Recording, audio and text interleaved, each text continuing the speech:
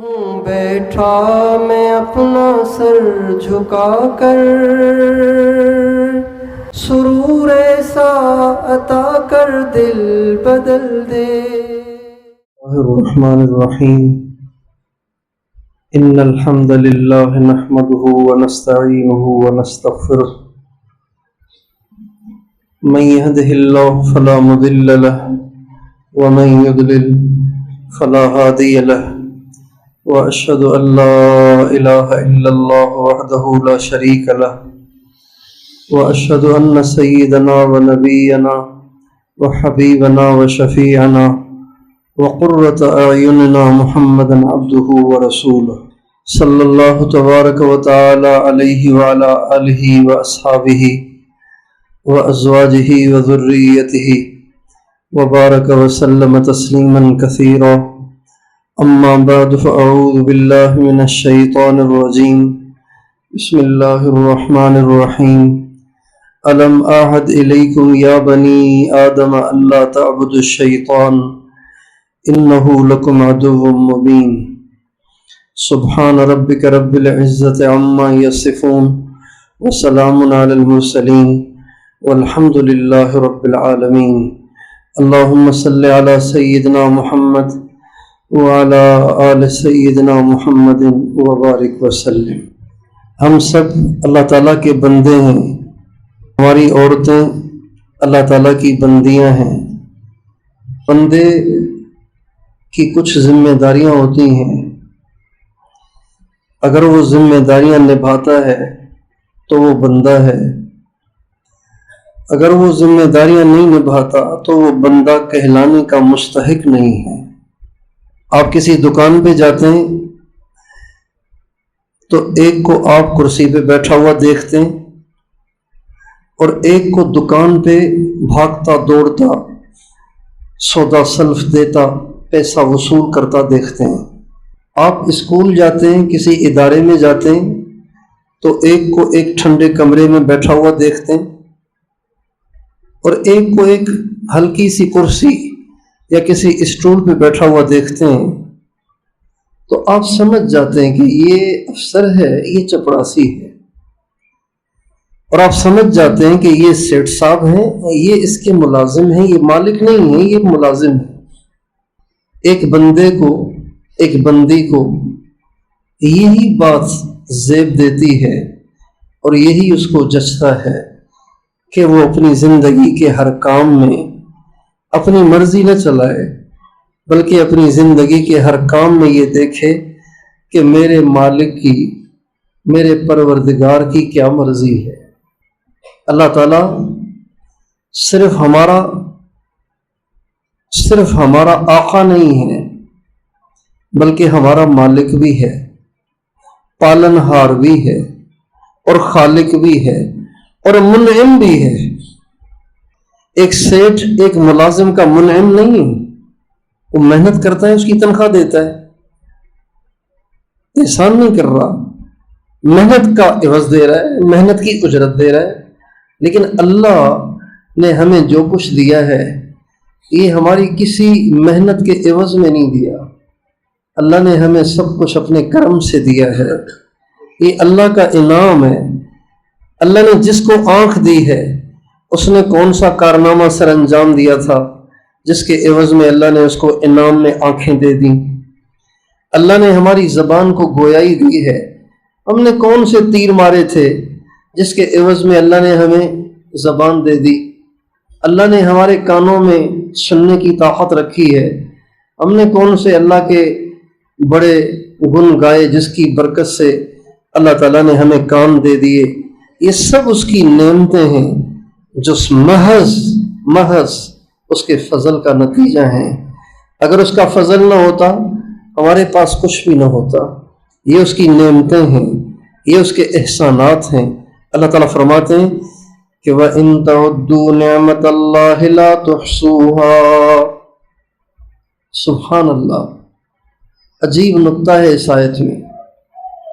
وَإِن تَعُدُّوا نِعْمَةَ اللَّهِ لَا تُحْصُوهَا إِنَّ الْإِنسَانَ لَظَلُومٌ كَفَّارٌ۔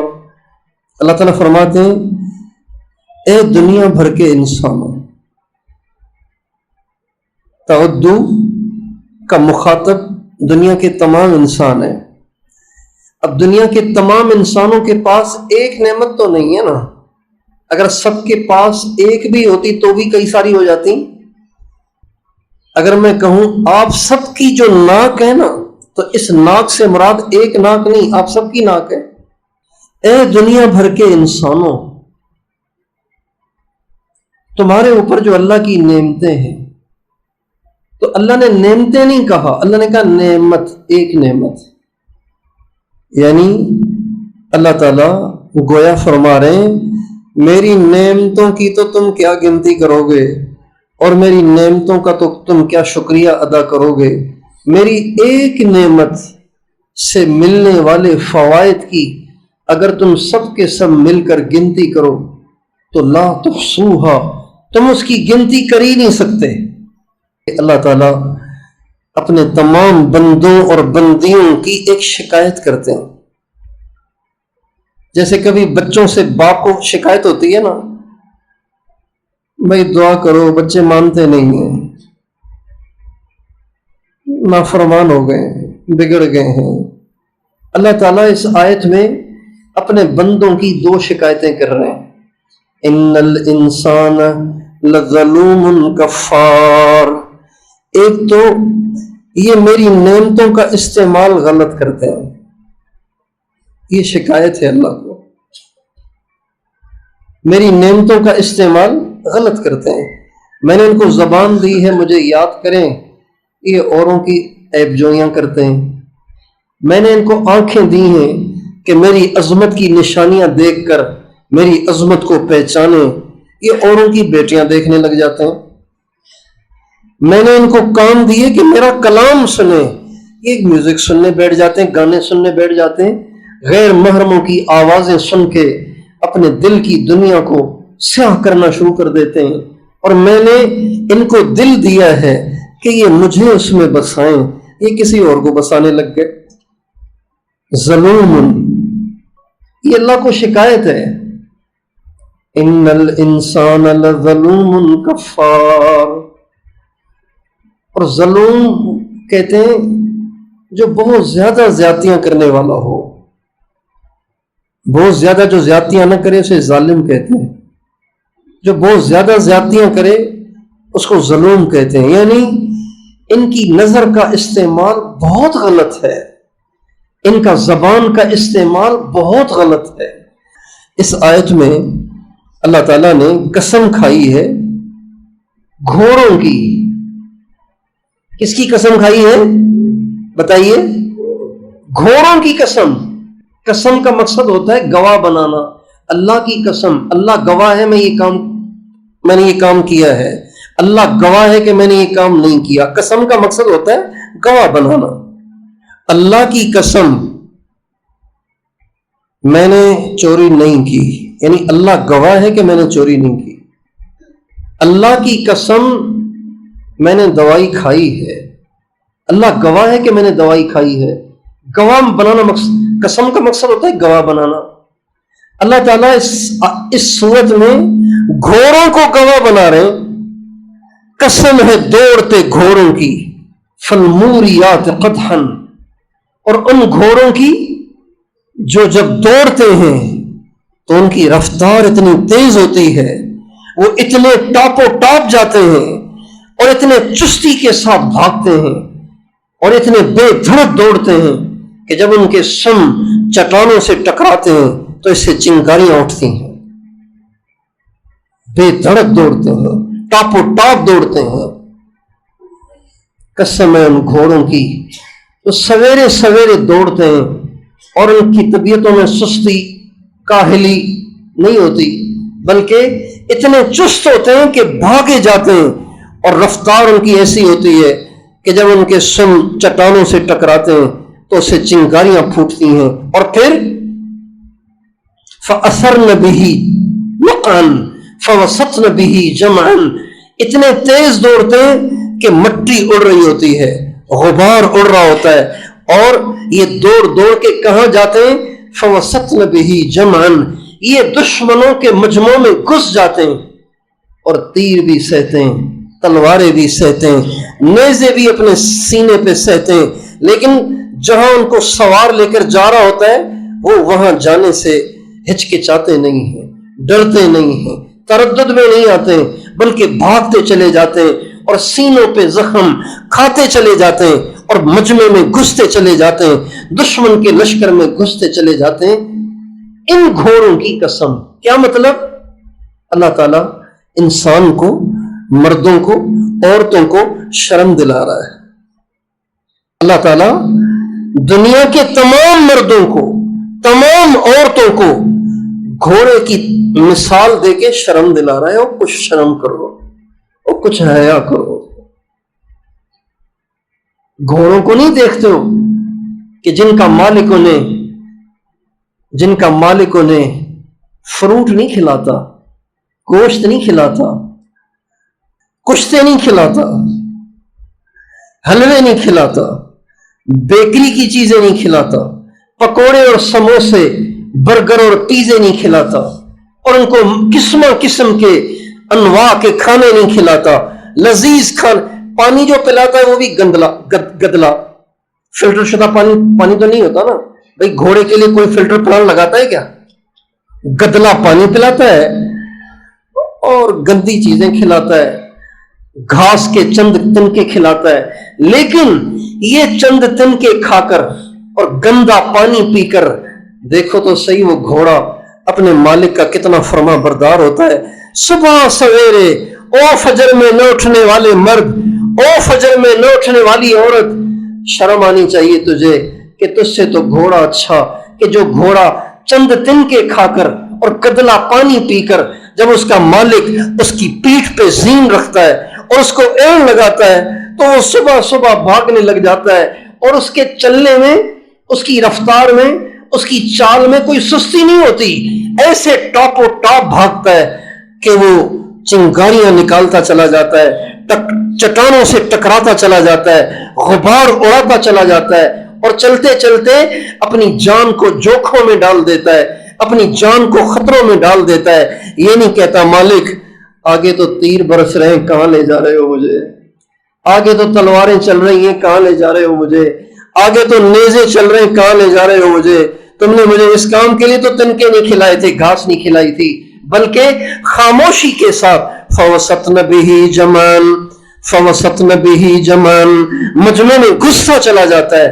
آگے اللہ کہتے ہیں ان الانسان لربہ لکنود، گھوڑے تو ایسے ہیں مگر یہ انسان ایسا ہے کہ لینے کے لیے تو تیار ہے لیکن ماننے کے لیے تیار نہیں ہے۔ کنود اسے کہتے ہیں جو لینے کے لیے تیار ہو، ماننے کے لیے تیار نہ ہو، اس کو کنود کہتے ہیں۔ ان الانسان لربہ لکنود وانہ علی ذلک لشہید وانہ لحب الخیر لشدید۔ ہاں، مال کے ملنے کی کوئی توقع ہو تو اس کے لیے صبح کو اٹھنا بہت آسان ہے، اس کے لیے بڑی سے بڑی قربانی کرنا بہت آسان ہے، اس کے لیے بڑی سے بڑی مشقت کو برداشت کرنا بہت آسان ہے۔ ان الانسان لربہ لکنود وانہ علی ذلک لشہید وانہ لحب الخیر لشدید۔ مال ملنے کی کہیں توقع ہو تو یہ جان بھی، اپنی جان کی بھی بازی لگا دیتا ہے۔ سال ہاں سال لوگ اپنے وطن کو چھوڑ کے باہر ملکوں میں بیٹھے ہوئے ہیں، سیروزے کے لیے نہیں جائیں گے، 4 مہینے نہیں لگائیں گے، چلہ نہیں لگائیں گے، لیکن مال کے کمانے کے لیے یوں کے بیٹھے رہیں گے 7 سال تک، 8 سال تک۔ نہ بیوی یاد آتی ہیں، نہ بچے یاد آتے ہیں، اور نہ ہی کسی کو حقوق یاد آتے ہیں کہ بھئی بیوی کا بھی حق ہے۔ وَإِنَّهُ لِحُبِّ الْخَيْرِ لَشَدِيدٌ۔ اللہ تعالیٰ کہتے ہیں افلا يعلم اذا بعثر ما في القبور وحصل ما في الصدور ان ربهم بهم يومئذ لخبير۔ کیا اس نادان اور ناسمجھ کو یہ معلوم نہیں کہ ایک دن اسے قبر سے نکالا جائے گا، اس کے سینے کے جذبات کو پرکھا جائے گا، اللہ اس کے سینے کو چیر کے دیکھے گا کہ یہ کیا چاہتا تھا۔ اللہ کو راضی کرنا چاہتا تھا یا یہ مال پیسہ چاہتا تھا؟ کیا چاہتا تھا؟ وَحُصِّلَ مَا فِي الصُّدُورِ، سینے کے راز چیر کے معلوم کیے جائیں گے کہ یہ چاہتا کیا تھا۔ آپ علیہ السلام کا ارشاد ہے جب دو مسلمان آپس میں لڑتے ہیں اور ایک دوسرے کو قتل کرنا چاہتے ہیں اور ایک دوسرے کو قتل کر بیٹھتا ہے، آپ فرماتے ہیں دونوں دوزخ میں جائیں گے، قاتل بھی جائے گا مقتول بھی جائے گا۔ کیوں؟ اس لیے کہ مقتول کا وار نہیں چلا، ورنہ چاہتا تو وہ بھی تھا، چاہتا تو وہ بھی تھا، چونکہ چاہتا تھا اس لیے یہ بھی جہنمی ہے۔ چاہتے کیا ہیں؟ وہ چاہتے ہیں جو اللہ چاہتا ہے، یا وہ چاہتے ہیں جو نفس چاہتا ہے، جو شیطان چاہتا ہے، جو من چاہتا ہے؟ آپ اللہ تعالیٰ کے لہجے میں غور کیجئے، اللہ تعالیٰ کا لہجہ کتنا عجیب ہے، دل کو پھاڑ دینے والا ہے۔ اللہ تعالیٰ فرماتے ہیں الم آہد الیکم یا بنی آدم اللہ تعبدوا الشیطان، اے آدم کی اولاد، اے آدم کے بچوں اور بچیوں، کیا میں نے تم سے وعدہ نہیں لیا تھا کہ تم نے شیطان کی نہیں ماننی؟ غور کریں، لہجہ دیکھیں۔ جب کوئی بچہ ٹھوکر کھاتا ہے، نقصان اٹھاتا ہے، جبکہ باپ نے اس کو سمجھایا ہوتا ہے، تو باپ کہتا ہے میں نے تمہیں کہا نہیں تھا کہ ایسے نہیں کرنا، پھر بھی تم نے ایسے کیا، اب بھگتو اس کو۔ میں نے تمہیں کہا تھا نا کہ پڑھائی کرو پڑھائی کرو پڑھائی کرو، تمہیں موبائل سے ہی فرصت نہیں تھی، تمہیں لیپ ٹاپ سے ہی فرصت نہیں تھی، تمہیں یوٹیوب سے ہی فرصت نہیں تھی، دیکھو نا فیل ہو گئے۔ ایک ماں کہتی ہے اپنی بیٹی سے جب اس کا خاوند ناراض ہو کے اسے گھر سے نکال دیتا ہے، اس لیے کہ یہ ہر دوسرے دن گھر پہنچی ہوتی ہے، ہر دوسرے دن ماں کے پاس جا رہی ہوتی ہے، ہر دوسرے دن باپ کے پاس جا رہی ہوتی ہے، جبکہ اس کی ماں نے اسے سمجھایا تھا بیٹی اب تیرا گھر وہ ہے، تجھے وہاں رہنا ہے، اب پیچھے مڑ کے نہیں دیکھنا، تیرا گھر وہی ہے، وہیں سے دل لگانا، ہاں کبھی مہینے میں آ جانا۔ لیکن اس کو سمجھ ہی نہیں آئی، یہ ہر دوسرے دن برقع اٹھا کے گھر پہنچی ہوئی ہے۔ اب جب خاوند کو آیا غصہ اور اس نے کان سے پکڑ کے روانہ کیا اب ماں کے گھر کی طرف، تو ماں نے کہا بیٹی میں تجھے سمجھاتی نہیں تھی، میں تجھے کہتی نہیں تھی کہ یہ حرکتیں نہ کر، اپنے گھر سے دل لگا۔ اللہ تعالیٰ کہتے ہیں الم آہد الیکم یا بنی آدم اللہ تعبدوا الشیطان، اے آدم کے بچوں، آدم کی بچیوں، کیا میں نے تم سے وعدہ نہیں لیا تھا کہ تم نے یہ کام نہیں کرنے؟ تم پھر بھی وہی کام کر رہے ہو، تبھی تو پریشان ہو، تبھی تو پریشان ہو۔ اور وہ تمہارا دشمن ہے، وہ تمہارا بھلا کبھی نہیں چاہے گا، وہ تمہیں اچھی بات کا کبھی حکم نہیں کرے گا، وہ ہمیشہ تم سے وہ کام کروائے گا جس میں تمہاری دنیا بھی خراب ہوگی، آخرت بھی خراب ہوگی۔ میرے بھائیوں، ہم اللہ کے بندے ہیں، ہماری عورتیں اللہ کی بندیاں ہیں، ہمیں اپنی زندگی کے ہر موڑ پر، ہر قدم پر، ہر لمحے اس بات کا ثبوت دینا ہے کہ ہم بندے ہیں، ہم بندیاں ہیں، ہم آزاد نہیں ہیں، ہم خود مختار نہیں ہیں، ہم تو جکڑے ہوئے ہیں۔ نبی کریم صلی اللہ علیہ وسلم نے حضرت سلمان فارسی رضی اللہ تعالی عنہ کو فرمایا یا سلمان انما الدنیا سجن المؤمن و جنت الکافر، سلمان یہ جو دنیا ہے نا یہ مومن کے لیے جیل ہے، جیل، جنت نہیں ہے، یہ جیل ہے۔ جیل میں پابندیاں ہوتی ہیں، نکل نہیں سکتے، کہیں جا نہیں سکتے، لباس بھی وہ پہننا ہے جو وہاں پہنایا جائے، کھانا بھی وہ جو دیا جائے، یہ نہیں کہ آپ کہیں کہ جی میں تو پیزے کا عادی ہوں، مجھے تو باہر سے بھائی پیزا منگوا کے دو، میں تو انڈے پراٹھے کے بغیر تو میرا ناشتہ ہی نہیں ہوتا۔ جیل میں یہ باتیں نہیں چلیں گی۔ آپ یہ نہیں کہہ سکتے کہ جی میں تو گدے کے بغیر سو ہی نہیں سکتا، آپ نے کیا مجھے چھوٹی سی کوٹڑی میں لا کے لٹا دیا ہے، مجھے نیند نہیں آئے گی، میرے لیے گدا لاؤ، میرے لیے ڈبل بیڈ لاؤ۔ آپ یہ نہیں کہہ سکتے، کیوں؟ یہ جیل ہے بھائی، جنت ہو رہی ہے، تمہارا گھر تھوڑی ہے یہ۔ امی یاد آ رہی ہے، قیدی کہہ رہے ہیں امی یاد آ رہی ہے مجھے، امی سے بات تو کراؤ۔ او بھائی جیل ہے، کوئی گھر بیٹھے ہو کیا تم؟ اپنی مرضی سے بات نہیں کر سکتے، اپنی مرضی سے کال نہیں کر سکتے، اپنی مرضی سے میسج نہیں کر سکتے، اپنے پاس موبائل نہیں رکھ سکتے، آپ پابند ہیں، سلاخوں کے اندر آپ نے رہنا ہے، اس سے باہر نہیں نکلنا ہے۔ ہمارے نبی حضرت سلمان کو سمجھا رہے ہیں، سلمان ایسے رہنا ہے دنیا میں، اس کو جنت نہیں بنانا جو جی میں آئے کر رہے ہیں، جس میں مزہ آ رہا ہے وہ کر رہے ہیں، جس میں مزہ آ رہا ہے وہ کر رہے ہیں، نہیں، یہاں وہ کرنا ہے جو اللہ نے کہا، جو اللہ کے نبی نے بتایا۔ اللہ کے نبی نے کہا نگاہیں نیچی ہوں تو نگاہیں نیچی ہی ہوں، اللہ کے نبی نے کہا زبان پہ تالا لگاؤ تو زبان پہ تالا لگانا ہے، اللہ کے نبی نے کہا میوزک حرام ہے اور میوزک سننے والا منافق ہو جاتا ہے۔ آپ علیہ السلام کا ارشاد ہے جو میوزک سنتا ہے نا، جو میوزک سنتا ہے تو میوزک سے اس کے دل میں نفاق کاشت ہو جاتا ہے۔ کیا ہو جاتا ہے؟ نفاق کیا ہو جاتا ہے؟ ہاں، کاشت ہو جاتا ہے، بڑھتے بڑھتے پھر نفاق کی فصل تیار ہو جاتی ہے۔ اور نفاق کا مطلب کیا ہے؟ نفاق کا مطلب یہ ہے کہ برملا اسلام کو برا نہیں کہے گا لیکن اسلام اس کو دل میں اچھا نہیں لگے گا۔ کیا یہ داڑیاں رکھ کے بیٹھے ہوئے ہیں، کیا یہ ٹوپیاں پہنی ہوئی ہیں، کیا تم لوگوں نے عورتوں کو جکڑ کے رکھا ہوا ہے برقعوں میں، کیا تم نے مذاق بنایا ہوا ہے، اذانیں دیتے ہیں، لوگوں کی نیندیں خراب کرتے ہیں، سب ٹھیک ہے، مزے کرو، موج کرو۔ یہ کیفیات پیدا ہوتی ہیں اس انسان کے دل میں جو میوزک سنتا رہتا ہو۔ وہ برملا اسلام کو برا نہیں کہے گا بدنامی کے خوف سے، لیکن اس کے دل میں اسلام کی کراہت آنا شروع ہو جائے گی جو میوزک سنتا ہے۔ یہ اللہ کے نبی نے فرمایا ہے۔ ہمارے دینداروں کے موبائلوں میں میوزک لگا ہوا ہے، موبائل لیا تو ہے لیکن پتہ ہی نہیں کہ ٹون کون سی رکھنی چاہیے۔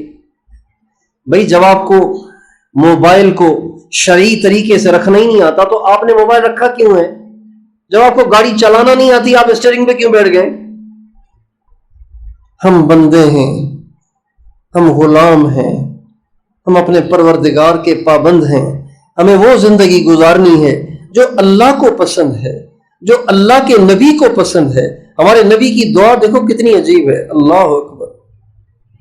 جب کسی سے محبت ہوتی ہے نا تو اس کی چاہت ہوتی ہے کہ میں ایسے کروں کہ محبوب کو اچھا لگے، یہ خواہش ہوتی ہے۔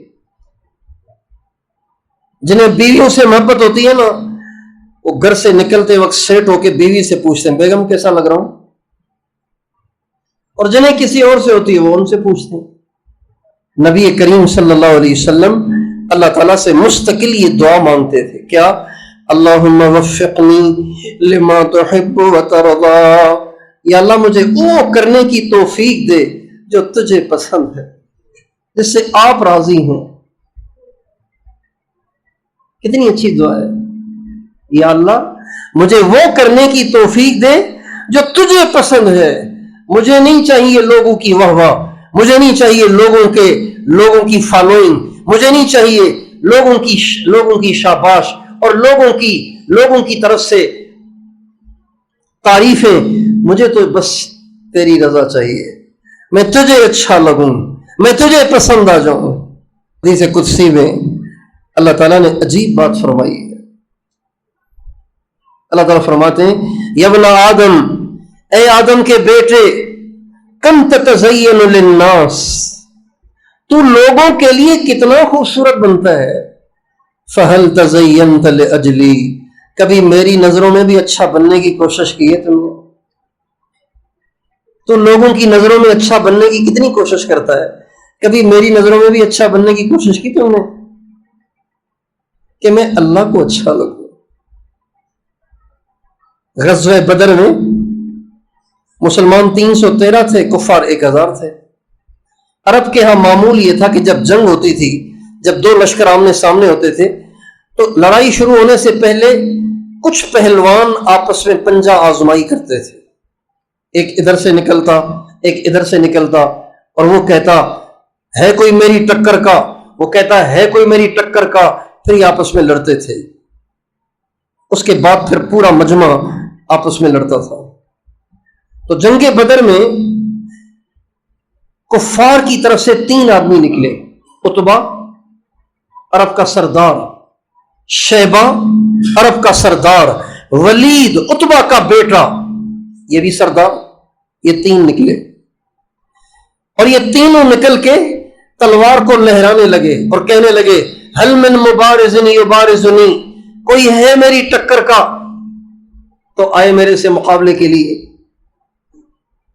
تو انصار میں سے 3 آدمی نکلے، تو انہوں نے پوچھا تم کون ہو؟ ان کا مدینے کے ہیں، کہ چلو یہاں سے، کسان آئے ہیں ہم سے لڑنے کے لیے، چونکہ مدینے والے کھیتی باڑی کرتے تھے نا، کہتے کسان آئے ہیں ہم سے لڑنے کے لیے، اور کوئی ہمارے جیسے بھیجو جنگجو اور سردار قسم کے۔ جب انہوں نے ان تینوں کو واپس بھیج دیا تو ہمارے نبی نے حضرت علی سے فرمایا علی آپ جائیں، حمزہ آپ جائیں، عبیدہ آپ جائیں۔ یہ عبیدہ ہمارے نبی کے چچا زاد بھائی ہیں، حارث یہ ہمارے نبی کے چچا ہیں، ان کے بیٹے عبیدہ، یہ تینوں نکلے۔ شیبہ کے مقابلے میں حضرت حمزہ گئے، عتبہ کے مقابلے میں حضرت عبیدہ گئے، ولید کے مقابلے میں حضرت علی گئے۔ حضرت علی سب سے چھوٹے تھے عمر میں، تو ولید بھی چھوٹا تھا، یہ دونوں جوان تھے، وہ چاروں بڑی عمر کے تھے، وہ آپس میں۔ حضرت حمزہ نے ایک وار کیا اور شیبہ کے 2 ٹکڑے کر دیے، حضرت علی نے ایک وار کیا ولید کے 2 ٹکڑے کر دیے، حضرت عبیدہ نے وہ جو وار کیا نا زوردار، تو عتبہ یوں گھوما تو حضرت عبیدہ کی تلوار گھوم کے ان کی اپنی پنڈلی پہ آ لگی اور ان کی پنڈلی کٹ گئی، شہرک کٹ گئی، گر گئے۔ جب حضرت علی نے اور حضرت حمزہ نے دیکھا کہ ہمارا ساتھی گر گیا ہے تو آگے بڑھ کے دونوں نے مل کے عتبہ کا کام تمام کیا اور عتبہ اور عبیدہ کو لے کے اپنے حضور کے پاس لے کے آئے، خیمے کے پاس لے کے آئے۔ اس کے بعد جنگ چلتی رہی، مسلمانوں کو اللہ نے فتح دی، 70 کافر مارے گئے، 70 قید ہوئے۔ جب وہاں سے چلے تو حضرت عبیدہ شدید زخمی تھے، ان کو اٹھایا ہوا تھا۔ چلتے چلتے کچھ ہی راستہ طے ہوا تھا کہ حضرت عبیدہ کے مرنے کا وقت آ گیا اور ان کی طبیعت ایسی ہو گئی کہ اب یہ دنیا سے جا رہے ہیں، اور اس وقت حال یہ تھا کہ ان کا سر حضور کی گود میں رکھا ہوا تھا۔ کس کی گود میں رکھا ہوا تھا؟ کس کی گود میں رکھا ہوا تھا؟ حضور کی گود میں رکھا ہوا تھا۔ اب روح پرواز کر رہی ہے، لیکن آپ غور کیجئے کہ اس وقت جبکہ روح پرواز ہو رہی ہے تو عبیدہ حضور سے کیا پوچھتے ہیں؟ حضور سے کہنے لگے، پہلے تو کہا حضور الست شہیدہ، حضور کیا میں شہید ہوں؟ کیا میں شہید ہوں؟ وہاں مارا جاتا تو شہید تھا، وہاں تو میری روح ہی نہیں نکلی، اور وہاں سے تو نکل کے باہر آ گئے ہیں، میدان سے تو باہر آ گئے ہیں، تو کیا اب بھی میرا مرنا شہادت کاؤنٹ ہوگا؟ یہ پوچھ رہے ہیں۔ اب بھی جو فکر لگی ہوئی ہے اس بات کی کہ درجہ ملے تو کون سا ملے؟ بولیے، اس لیے کہ اللہ کو شہادت بہت پسند ہے۔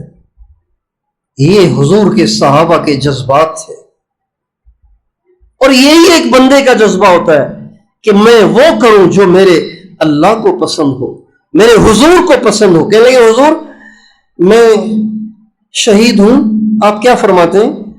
مجھے بھی شہادت کا درجہ ملے گا؟ آپ نے فرمایا انا الشاہد علیک، گھبراؤ نہیں، آج بھی اور قیامت میں بھی میں گواہ ہوں کہ تو شہید ہے۔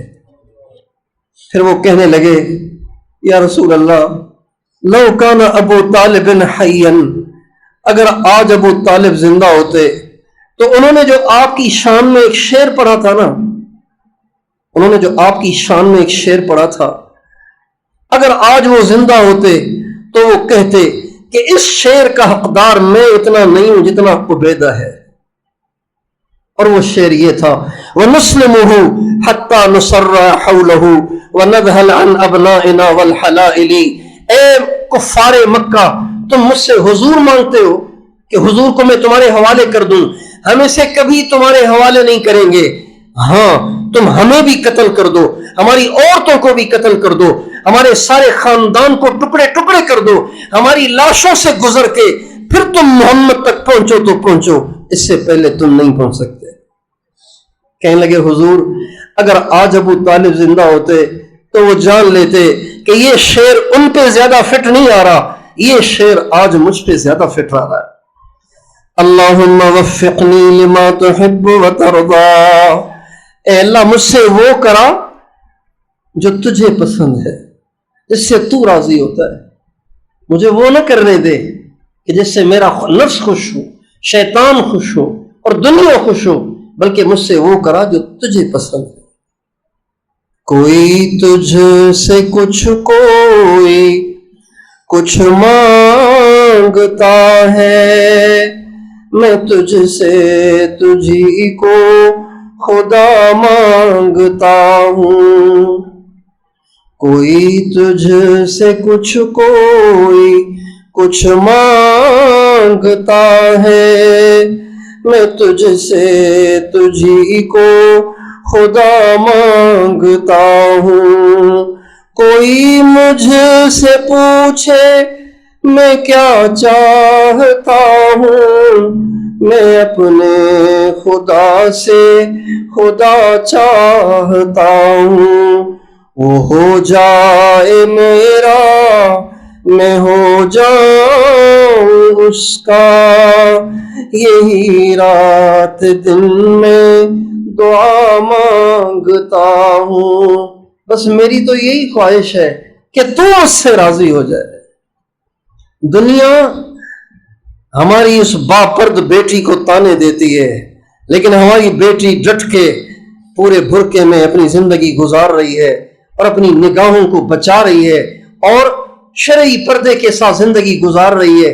دنیا اسے تانے دے رہی ہے اور دنیا اس کو چھلنی کر رہی ہے تانے دے دے کے، لیکن وہ کہتی ہے یا اللہ دنیا مجھے چاہے کچھ بھی کہے، میرا مقصود دنیا نہیں، میرا مقصود تو ہے، میں تجھے راضی کرنا چاہتی ہوں۔ آج کا نوجوان دفتر میں کام کر رہا ہے، یونیورسٹی میں پڑھ رہا ہے، لیکن اس کے پانچے ٹخنے سے اوپر جا رہے ہیں اور اس نے چہرے پہ پوری داڑھی رکھی ہوئی ہے، اس نے سر پہ پگڑی سجائی ہوئی ہے، اس نے سفید شلوار اور سفید کرتا اوڑھا ہوا ہے، لمبا کرتا پہنا ہوا ہے، اور نوجوان لڑکے اس کو دیکھ کے مسکراتے ہیں اور تنزیہ دیکھتے ہیں اور اس کی طرف اشارے کرتے ہیں اور اس کو تانے بھی دیتے ہیں، لیکن یہ نوجوان ڈٹا ہوا ہے کہ یا اللہ دنیا چاہے کچھ بھی کہے، میں نے تو وہ کرنا ہے جس سے تو راضی ہوتا ہے۔ ایک مسلمان دفتر میں کام کر رہا ہے، وہ لینا دینا نہیں کر رہا، نہ رشوت دیتا ہے، نہ حرام کھاتا ہے، نہ چائے پانی کے پیسے لیتا ہے، لیکن سارا دفتر لیتا ہے اور سارا دفتر اس کا مذاق اڑاتا ہے۔ پاگل ہے، دیکھو اتنے پیسے مل رہے ہیں پھر بھی خام خواہ چھوٹی سی تنخواہ اور دال روٹی پہ گزارا کر رہا ہے۔ ابے پاگل، یہ بھی زمانے کے لوازمات میں سے ایک لوازم چیزیں بن گئی ہیں، یہ تمہیں بھی کرنا چاہیے، مگر یہ بیچارہ سب کے تانے سہتا ہے، سب کو پیسہ دیتے لیتے دیکھتا ہے، لیکن اپنے بچوں کو اسی دال روٹی پہ رکھا ہوا ہے اور لوگوں کے تانے برداشت کر رہا ہے، اپنے بچوں کی خواہشات پہ چھریاں پھیر رہا ہے، اس لیے تاکہ اللہ راضی ہو جائے۔ یہ بندہ ہے، وہ بندے نہیں ہیں، وہ خود مختار ہیں، وہ آزاد ہیں۔ یہ بندہ ہے، یہ بندی ہے جس نے ساری ناگواریاں سہ لیں اور سارے تانے سہ لیے، لیکن اللہ کے حکم سے بال برابر بھی آگے پیچھے نہ ہوئی، اللہ کے نبی کے طریقے سے بال برابر بھی آگے پیچھے نہ ہوئی۔ یہ ہے اللہ کا بندہ، یہ ہے اللہ کی بندی۔ اللہ ہمیں ایسا بندہ بنا دے، اللہ ہمیں ایسی بندی بنا دے۔ حضرات صحابہ کرام کی زندگیاں اس سے بھری پڑی ہیں، اہل بیت کی زندگیاں اس سے بھری پڑی ہیں۔ امام حسین کربلا میں اگر کوئی گول مول بات کر دیتے تو خود بھی بچ جاتے، ساری نسل بھی بچ جاتی۔ گول مول بات کہہ دیتے، ہاں بھائی ٹھیک ہے کر لیں گے یزید کے ہاتھ پہ بیعت، کون سا مسئلہ ہے بھائی، کر لیں گے بھائی، کیا بات ہے۔ زبان سے کہہ دیتے، دل میں نہ ہوتی، تو کافر نہ ہو جاتے اور دین میں کمی بھی نہ آتی. لیکن عظیمت کے راستے اہل بیت نہ بناتے تو کون بناتے؟ عظیمت کی شاہراہیں اگر اہل بیت نہ بنائے تو کون بنائے گا؟ اگر عظیمت کا راستہ وہ نہ اپنائے جس نے حضور کے کندھوں پہ سواری کی، حضور کی پیٹھ میں سواری کی، حضور کی زبان کو چوسا، حضور کے ہونٹوں کو چوسا، حضور کے لعاب کو اپنے اندر جذب کیا، اگر وہ بھی عظیمت کے راستے پہ نہ چلے تو پھر عظیمت کے راستے پہ کون چلے گا؟ اگر وہ بھی گنجائش ڈھونڈے تو پھر آج والے بھی گنجائش ڈھونڈیں گے. بھائی گنجائش ہے، چائے پانی ہے، رشوت تھوڑی ہے. یہ تو چائے پانی ہے، رشوت تھوڑی ہے. یہ تو چائے پانی ہے، یہ تو گفٹ ہے، یہ تو ہدیہ ہے. یہ گنجائشیں ہیں. آج کا مسلمان حرام کے نام بدل کے اپنے لیے پیدا کرتا ہے. مجبوری ہے، گھر میں بھی پڑھ لو یار. دیکھو نا بادل آئے ہوئے ہیں، گھر میں پڑھ لو، کیا بات ہے؟ گرمی زیادہ پڑ رہی ہے، گھر میں پڑھ لو بس نماز، کیا بات ہے؟ اس لیے میرے دوستو، میں اور آپ یہ نیت کریں کہ آج کے بعد بندہ بن کے رہنا ہے. کیا بن کے رہنا ہے؟ کیا بن کے رہنا ہے؟ کس کا؟ اللہ کا بندہ، اللہ کے نبی کا غلام بن کر، اللہ کا بندہ بن کر، اللہ کی بندی.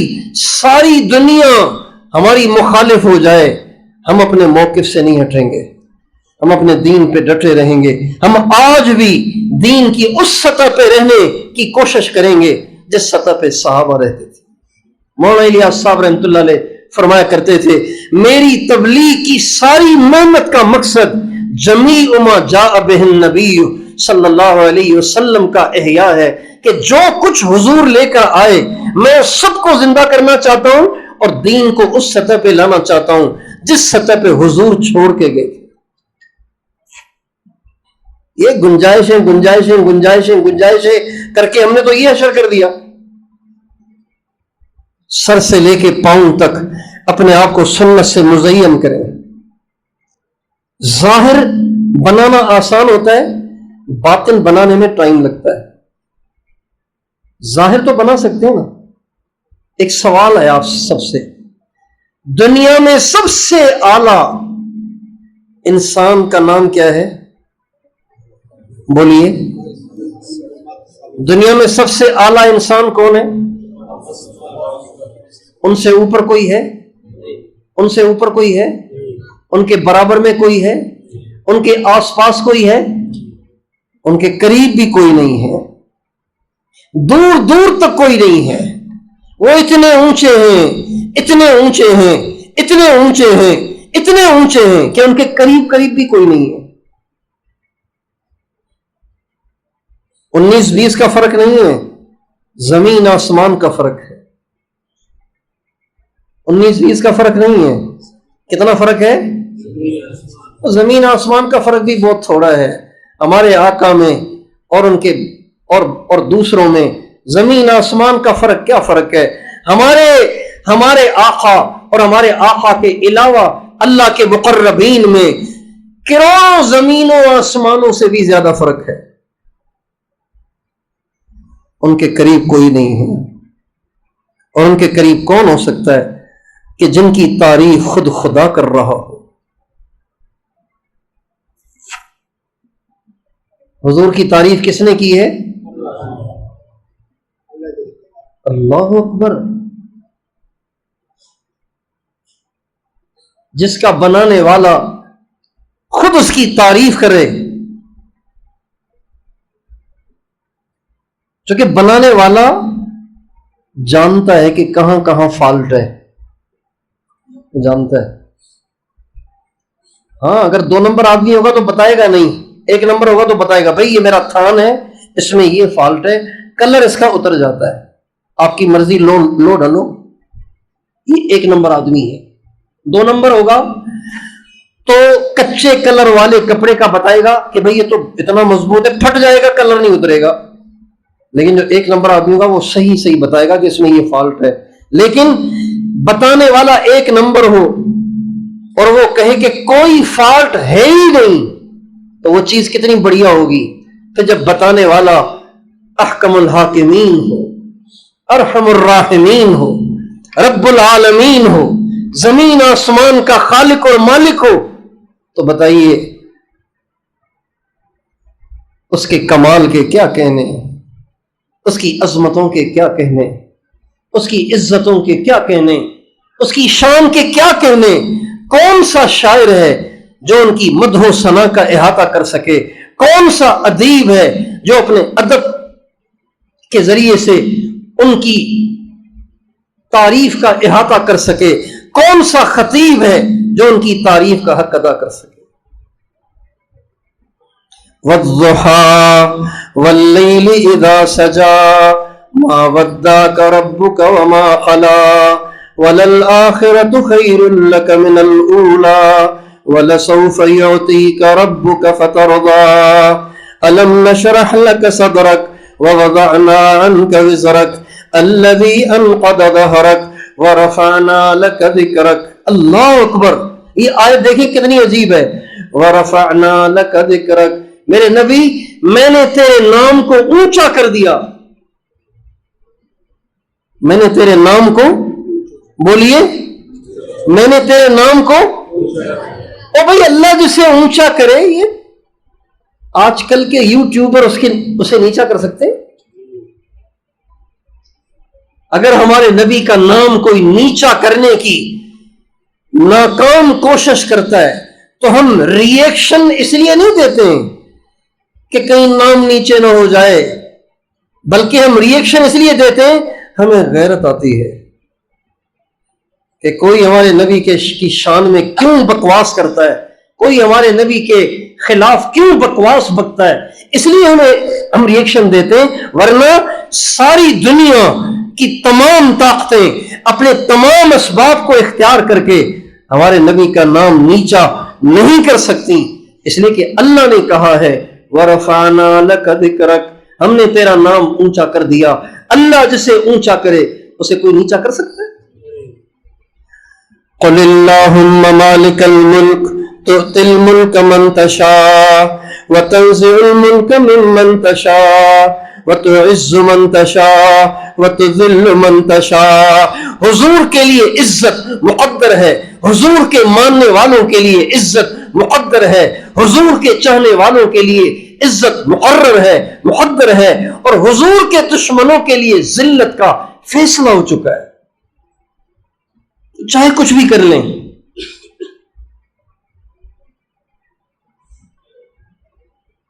دنیا میں سب سے اونچے ہمارے نبی، سب سے اونچے سب بتائیں، سب سے عظیم الشان، سب سے عظیم الشان، سب سے عظیم الشان، سب سے حسین، سب سے خوبصورت، سب سے اعلیٰ، سب سے بالا۔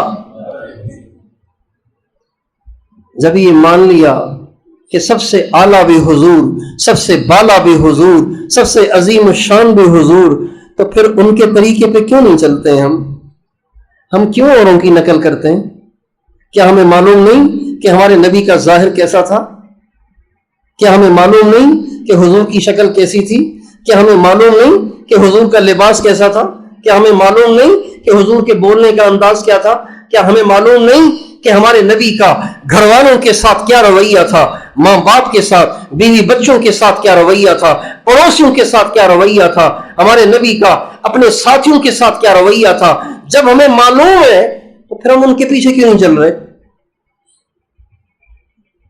یہ جتنے گالیاں دینے والے ہیں یہ کیوں نہیں سمجھتے کہ حضور نے ساری زندگی ایک دفعہ بھی گالی نہیں دی؟ لم یکن فاحشا ولا متفحشا ولا سخابا فی الاسواق۔ ہمارے نبی نے پوری زندگی، آپ کا ریکارڈ ہے، آپ نے پوری زندگی کبھی کسی کو گالی نہیں دی، پوری زندگی کسی کو گالی نہیں دی۔ اور یہ جو گھروں میں لڑتے ہیں، بیویوں پہ ہاتھ اٹھاتے ہیں، بیویوں کی بےزتی کرتے ہیں، اور بیویوں کی بات بات پہ انہیں ٹوکتے ہیں، ان کے کیڑے نکالتے ہیں، اور ان کی اپنی ماں کے سامنے بےزتی کرتے ہیں، اپنے بچوں کے سامنے بےزتی کرتے ہیں، کہنے معلوم نہیں کہ ہمارے نبی نے پوری عمر کبھی اپنی بیوی کی بےزتی نہیں کی، کبھی اپنی بیوی کو ڈانٹا نہیں، کبھی اپنی بیوی پہ ہاتھ نہیں اٹھایا، کبھی نہیں اٹھایا، کبھی نہیں ڈانٹا، کبھی بےزتی نہیں کی۔ ہمارے اپنی ماں کے سامنے اپنی بیوی کی بےزتی کرتے ہیں، خود دفتر چلے جاتے ہیں، اب جب ماں دیکھتی ہے کہ میرا بیٹا اس کی بےزتی کرتا ہے تو وہ شیر بن جاتی ہے، پھر وہ سارا دن اس کی کھال اتارتی ہے، سارا دن اس کی بےزتی کرتی ہے، اس لیے کہ اس نے شیر کر دیا اپنی ماں کو۔ اگر وہ اپنی بیوی کا وکیل بنتا، اپنی بیوی کا حمایتی بنتا تو اس کی ماں کو مجال ہی نہ ہوتی۔ بھئی آپ کی بیوی آپ کے گھر میں آپ کی ماں کے لیے تو نہیں آئی، آپ کے باپ کے لیے نہیں آئی، آپ کے بھائیوں کے لیے، آپ کی وجہ سے آئی ہے۔ اس کے ماں باپ نے اس کو آپ کے حوالے کیا ہے، آپ اس کا خیال کریں، آپ اس کو عزت دیں، اس کی قربانی کا احساس کریں۔ کتنی قربانی ہے۔ ابھی پرسوں ہم 1 سال کی جماعت کی نصرت کے لیے گئے، 1 سال کے لیے نکلے وہ گھر سے، 1 سال کے لیے۔ یقین جانیے ان کو دیکھ کے رونا آ رہا تھا، یار 1 سال کے لیے بیچارے یہ نکلے ہیں، عید بھی یہاں اور سندھ میں، اور رہنے والے پنڈی کے، اور آرمی افسر 2 اس میں کرنل تھے، اور ایسی گرمی، توبہ توبہ، 7 شریف کے قریب، اتنا گرم علاقہ ہے کچھ نہ پوچھو۔ کئی دن طبیعت پہ اس کا اثر رہا۔ 1 سال کے لیے گھروں کو چھوڑ کے وہ نکلے ہیں۔ ہمیں کیوں احساس نہیں ہوتا ان پرائی بیٹیوں کا جنہوں نے اپنے دل کے ٹکڑے کاٹ کے ہمارے گھروں کو دے دیے اور ہمیشہ کے لیے دے دیے، اور 2 بولوں پہ اس نے اپنی عزت پیش کر دی، 2 بولوں پہ عزت پیش کر دی۔ آپ کے بچے اپنے پیٹ میں اٹھائے، 9 مہینے تک اسے الٹیاں آئیں، اس سے کچھ کھایا نہ گیا۔ جب عورت کے پیٹ میں حمل ہوتا ہے نا تو اسے کچھ کھایا نہیں جاتا، اس کو الٹیاں آتی ہیں، ہر وقت اس کی طبیعت میں متلی رہتی ہے، اسے چکر آتے ہیں، وہ کچھ کھا نہیں پاتی ہے، روٹی دیکھ کے اسے الٹی آتی ہے، سالن دیکھ کے اسے الٹی آتی ہے، پھر اس کے باوجود بھی اس کو روٹی پکانی ہوتی ہے، اسے سالن پکانا ہوتا ہے، اسے کپڑے دھونے ہوتے ہیں، اس کو بچوں کی ڈیمانڈیں پوری کرنی ہوتی ہیں، خاوند کی ڈیمانڈیں پوری کرنی ہوتی ہیں۔ 9 مہینے اس تکلیف کے ساتھ وہ گزارتی ہے، پھر وہ کس تکلیف کے ساتھ بچے جنتی ہے، 2 سال 2.5 سال انہیں دودھ پلاتی ہے، اور رات کو کئی دفعہ اٹھتی ہے، اس کے پاخانے دھوتی ہے، اس کے پیشاب دھوتی ہے، اور اس کی قدر یہ ہے کہ تھوڑی سی کمی پیشی ہو گئی چڑھائی کر دی۔ اور ماں کے سامنے، بھائی آپ کو سمجھانا ہے تو الگ سے سمجھا دو، اوروں کے سامنے کیوں بے عزت کرتے ہو اسے؟ یہ سب باتیں حضور کی سنت ہیں۔ ہمارے بزرگ سے حضرت مولانا جمشید صاحب، وہ یہ شعر پڑھتے تھے، تنم ہما شد داغدار پمبا کجا کجا نہم، سارا جسم پھوڑے پھوڑے ہوا پڑا ہے، زخم زخم ہوا پڑا ہے، کہاں کہاں روئی رکھوں، ہر چیز ہی بگڑی ہوئی ہے۔ نہ عبادات پوری، نہ معاشرت پوری، نہ معاملات پورے، نہ اخلاق اچھے، بھیڑیے بنے ہوئے ہیں، بس جانور بنے ہوئے ہیں، کھانا ہے اور کمانا ہے اور شہوت پوری کرنی ہے۔ نبی کریم صلی اللہ علیہ وسلم نے حجۃ الوداع کے موقع پر کئی خطبوں میں بیویوں کے لیے مردوں کو نصیحتیں کی، کئی خطبوں میں بیویوں کے لیے نصیحت کی۔ مردوں کو بھی ان نصیحتوں کو سمجھ کر حیا آنی چاہیے اور ان کو لحاظ کرنا چاہیے، اور عورتوں کو بھی کچھ حیا آنی چاہیے، شرم آنی چاہیے کہ ہمارے نبی دنیا سے جاتے جاتے ہمارے بارے میں مردوں کو اتنی باتیں کہہ گئے، اتنی رعایت کی باتیں کہہ گئے، اتنی وصیتیں کر گئے، اور ہم نے اسی نبی کی سنتوں پہ چھریاں پھیر دی، اسی نبی کی سنتوں کی دھجیاں اڑا دیں۔ नौजवान लड़कियां, बड़े मोबाइल उनके हाथ में हैं, यूट्यूब भी चल रहा है, फेसबुक भी चल रहा है, टिकटॉक भी चल रहा है, हराम भी चल रहा है, हलाल भी चल रहा है, रोटी भी पक रही है, म्यूजिक भी बज रहा है, सालन भी पक रहा है, म्यूजिक भी बज रहा है, और गले में पर्स डाल के पख्तून औरतें शॉपिंग के लिए जा रही हैं।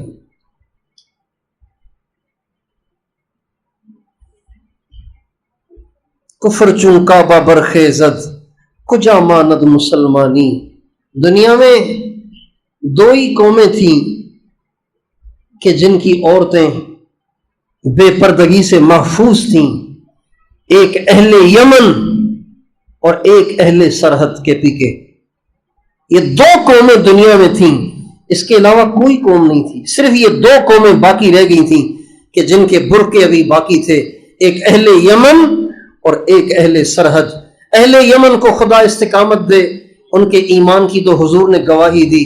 आज भी उनकी औरतें मुकम्मल बुरके में हैं, हाथों में दस्ताने हैं, पाँव में जुराबे हैं। बकरियां भी चराने जाती हैं तो उनके हाथों में दस्ताने होते हैं, उनके पाँव में जुराबे होती हैं। लेकिन सोशल मीडिया ने और इन बेदीन प्रोफेसरों ने और इन बेदीन सरदारों ने और नवाबों ने और इन बेदीन कॉलेजों ने और यूनिवर्सिटियों ने अहले सरहद के बुरके उतार दिए, इनकी माओ बेटियों के कपड़े उतार दिए, इनको बाजार की जीनत बना दिया। पख्तूनों की औरतें टिकटॉक बना रही हैं, कपड़े उतार के टिकटॉक बना रही हैं, और कपड़े इसलिए उतार रही हैं ताकि व्यूज ज्यादा हों। कपड़े उतरेंगे तो व्यूज ज्यादा होंगे। बेहयाई तो सारी दुनिया में आ गई है, बेहया तो सारे ही हो गए अल्लाह माशाल्लाह। कपड़े उतार के टिकटॉक बना रही हैं ताकि व्यूज ज्यादा आए, फॉलोअर ज्यादा मिले। मेरी बहन तू ऐसी नहीं थी, मेरी बेटी तू ऐसी नहीं थी, तू तो हजरत फातिमा की मानने वाली थी, तू तो हजरत अम्मा आयशा की मानने वाली थी, तू तो हजरत खदीजा की मानने वाली थी। तुझे क्या हो गया? तुझे जमाने की हवा लग गई और तूने इस दुनिया की चांदनी को असल समझ लिया। हालांकि तुझे याद रखना चाहिए, तुझे एक दिन मरना है, एक दिन तुझे जरूर कफन में लिपटना है, एक दिन जरूर तेरा जनाजा पढ़ा जाना है, एक दिन जरूर तुझे कब्र में उतरना है, कीड़ों की खुराक बन जाना है, और फिर तेरे रिश्तेदार भी तेरे पे फातिहा पढ़ने नहीं आएंगे, और तेरे जिस्म में पीप होगी, तेरे जिस्म में कीड़े होंगे, तेरा पेट फट जाएगा, सारा हुस्न और जमाल जाता रहेगा। उस दिन तू क्या करेगी अगर आज तूने अल्लाह को नाराज किया तो? अगर तू चाहती है कि तेरा हशर क़यामत के दिन हजरत फातिमा के साथ हो, हजरत आयशा के साथ हो, हजरत खदीजा के साथ हो, तो उनकी नकल की कोशिश कर। इसकी मेहनत करें, इसकी फिजा बनाएं। हमारी गश्तें फॉर्मेलिटी हो गई हैं, हमारे सेरोजे फॉर्मेलिटी हो गए हैं। हमने लोगों को बदलना छोड़ दिया है। सेरोजे लगा रहे हैं, बदल नहीं रहे लोगों को। हमें सेरोजा लगता है, सेरोजा लगता है पाबंदी से। अच्छा, सेरोजे में कितने आदमी कन्वर्ट हुए कुछ पता नहीं। चिल्ला लगा लिया, हाँ जी चिल्ला लगा लिया। कितने आदमी कन्वर्ट हुए? चिल्ले की जमान कन्वर्ट कितने हुए? कितनों ने हराम छोड़ा, कितनों ने अल्लाह की नाफरमानी छोड़ी, कितनों ने हुजूर की सुन्नत को सीने से लगाया, कितनों ने अल्लाह से प्यार किया, कितनों ने अल्लाह को दिल में बसाया, कितनों ने हुजूर को अपना आइडियल बनाया। देखने का काम तो ये था। चिल्ले भी लगा रहे हैं, दाढ़ी भी कटा रहे हैं, चिल्ले भी लगा रहे हैं, फजर में नजर नहीं आते। कौन सी तबलीग कर रहे हैं भाई? अपने आप को बदलें, बंदे बने, हमारी औरतें बंदियां बने। जितने आप मर्द बैठे हुए हैं, कम से कम अपने जाहिर को तो तब्दील करें।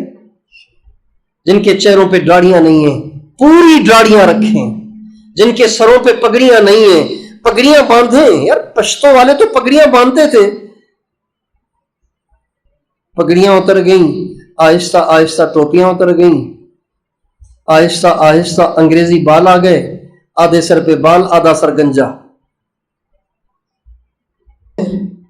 جہاز میں چڑھ رہا تھا تو لائن لگی ہوئی تھی جہاز میں چڑھنے کے لیے، تو میرے آگے جو نوجوان چل رہا تھا پختون، چلتے چلتے اس کا جسم ہل رہا تھا اور اس کے کان میں ہینڈ فری لگا ہوا تھا. میں کہا اس کے کان سے ہینڈ فری نکال کے پھینک دو اور اس کے پاؤں پڑ کے کہو خدا کا خوف کرو یار. مسلم نہیں تو پختون تو بنو کم از کم. چلتے چلتے اس کا جسم ہل رہا تھا، چلتے چلتے جسم ہل رہا تھا. توبہ کرو، سچی توبہ. یا اللہ اب ہم تیرے بندے ہیں، تیرے محبوب کے غلام ہیں.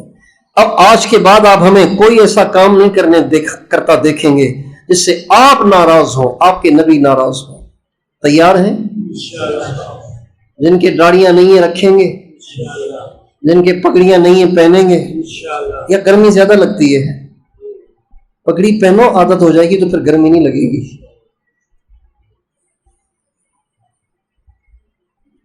اب علیہ السلام کا ارشاد ہے علیکم بالامائم، پگڑیوں کو لازم پکڑو.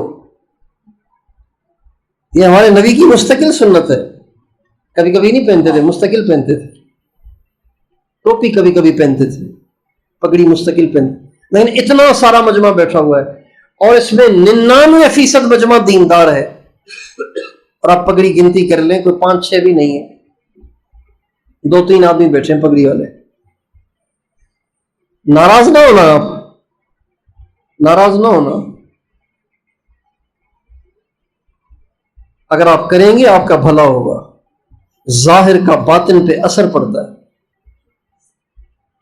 حرام سے بچیں، زبان پہ کنٹرول کریں. حضرت ابو درداء رضی اللہ عنہ کا ارشاد ہے تعلموا الصمت کما تعلمون الکلام. جیسے بولنا سیکھتے ہو نا، خاموش رہنا بھی سیکھو. آپ علیہ السلام کا ارشاد ہے افضل ترین عبادت خاموش رہنا. اکثر جھگڑوں کے پیچھے بولنا آپ کو ملے گا، اکثر جھگڑوں کے پیچھے آپ کو بولنا ملے گا. اکثر جھگڑوں کے لڑائیوں کے پیچھے، یہاں تک کہ قتل و غارت کے پیچھے بھی آپ کو زبان ملے گی. خاموش رہو، چپ رہو. ہمارے نبی کے بارے میں آپ نے کچھ سنا ہے؟ زیادہ بولتے تھے، زیادہ خاموش رہتے تھے؟ آپ سے پوچھ رہا ہوں، ہمارا تو معاشرہ نہیں خاموش رہتا. جہاں 4 آدمی بیٹھ رہے ہوں شور ہوتا ہے. چپ، خاموش رہنا یہ ہمارے نبی کی مستقل سنت ہے. صحابہ کہتے ہیں ہمیں بددعاؤں کا انتظار رہتا تھا. صحابہ کہتے ہیں ہمیں بددعاؤں کا انتظار رہتا تھا. کیوں؟ اس لیے کہ حضور ویسے تو بولتے نہیں تھے، بددعا آتے تھے، کوئی سوال کرتے تھے، حضور اس کے سوال کا جواب دیتے تھے تو ہمیں بھی کچھ سننے کا موقع مل جاتا تھا. صحابہ کہتے ہیں اتنا کم حضور بولتے تھے. ہماری عورتیں خاموشی نہیں ہوتی اور یہیں سے جھگڑے سٹارٹ ہوتے ہیں. ہمارے مرد خاموشی نہیں ہوتے، یہیں سے جھگڑے سٹارٹ ہوتے ہیں. گھر میں گئے، بیگم نے ایک بول دیا، مرد کا پارا چڑھ گیا. اب چاہیے کہ خاموش ہو جائے نا. اب یہ بولے گا، اب یہ یہاں سے بولے گا، وہ وہاں سے بولے گی، اور کرتے کرتے پھر معاملہ کہاں سے کہاں تک چلا جائے گا. اور پھر ساری زندگی روتے رہیں گے، بچے رل جائیں گے، برباد ہو جائیں گے اور روتے رہیں گے. ایسے ہوتا دیکھا ہے کہ نہیں دیکھا؟ نیت کریں بغیر شدید ضرورت کے میں نے نہیں بولنا. بس ایک اور حدیث سن لیجئے. حضرت عبداللہ ابن مسعود رضی اللہ تعالیٰ عنہ ارشاد فرماتے ہیں پوری دنیا میں کسی چیز کو ذیل میں جکڑ کے رکھنے کی اتنی ضرورت نہیں ہے جتنی کہ زبان کو ذیل میں جکڑ کے رکھنے کی ضرورت ہے. لیس شیء علی وجہ الارض احوج الی السجن من اللسان. زبان سے زیادہ کسی چیز کو جیل میں جکڑ کے رکھنے کی ضرورت نہیں ہے جتنا زبان کو جکڑ کے ڈاکو، چور، زانی، اژدہے، دہشت گرد، بھیڑیے، شیر، ان کو اتنا جکڑ کے رکھنے کی ضرورت نہیں ہے، اس لیے کہ یہ نکلیں گے تو اتنا فساد نہیں مچائیں گے. یہ کم وقت چھوٹی سی جب یہ کھلتی ہے تو یہ جو فساد مچاتی ہے وہ بھیڑیوں سے بھی زیادہ، اژدہوں سے بھی زیادہ، زہریلے بچھڑوں سے بھی زیادہ. اس کوشش کریں بس خاموش رہنا، ضرورت پڑے تو بولیں. تیار ہیں انشاءاللہ؟ اپنی زندگی کو بدلیں گے یا اسے تقریر سمجھ کے واہ واہ کر کے چلے جائیں گے؟ تبدیلی چاہیے، تبدیلی چاہیے. 100 سال ہو گئے تبلیغ کو، 26 میں کام شروع کیا تھا مولانا الیاس صاحب نے اور یہ 26 چل رہا ہے. تبدیلی، ہاں جی فلاں جگہ بیان ہوا تھا، ماشاءاللہ وہاں جتنے بھی تھے ان میں سے اب کسی کی فجر نہیں جاتی. فلاں جگہ بیان ہوا تھا، اب وہاں والوں میں سے کسی نے داڑھی نہیں کاٹی. اس کے بعد فلاں جگہ بیان ہوا تھا، اس کے بعد اب تک کسی کے گھر میں لڑائی نہیں ہوئی. فلاں جگہ بیان ہوا تھا، اس کے بعد سے کبھی کسی نے ان میں سے کسی کا حق نہیں کھایا. فلاں جگہ بیان ہوا تھا، اس کے بعد سے اب تک کسی نے اللہ کی کوئی نافرمانی نہیں کی. کسی نے اس کے بعد سے موبائل کا استعمال غلط نہیں کیا، گانا نہیں سنا، فلم نہیں دیکھی، ڈرامہ نہیں دیکھا. یہ ہے اصل بات. تو تیار ہیں اس کے لیے؟ اللہ مجھے بھی توفیق دے، آپ کو بھی. بولنے والا زیادہ محتاج ہے سننے والے سے، اس لیے کہ اس کی زبان کے زیادہ قریب اس کا اپنا دل ہے. وآخر دعوانا ان الحمد للہ رب العالمین.